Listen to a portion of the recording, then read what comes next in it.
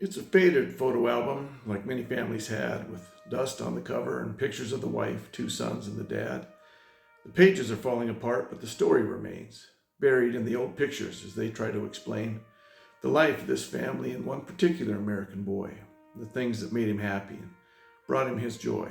The father served his country for 20 years in the U.S. Marine Corps, the last ones in San Diego, but the first four in the Second Great World War. Part of the greatest generation that we all admire and like, with a brand new Chrysler that on the back said "Vote for Ike." Compared to what they'd been through, life felt like they didn't have a care.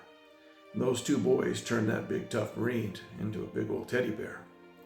There was Junior, the oldest of course, and little brother Billy, who loved those California sports.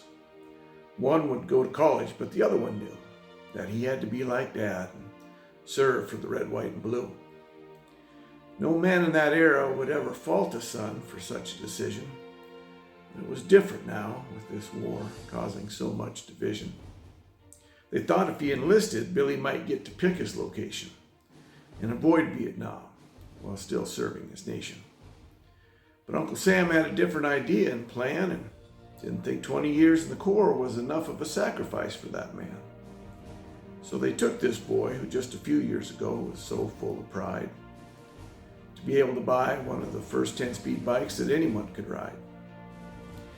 He went to Vietnam and was there for a few months as private first class.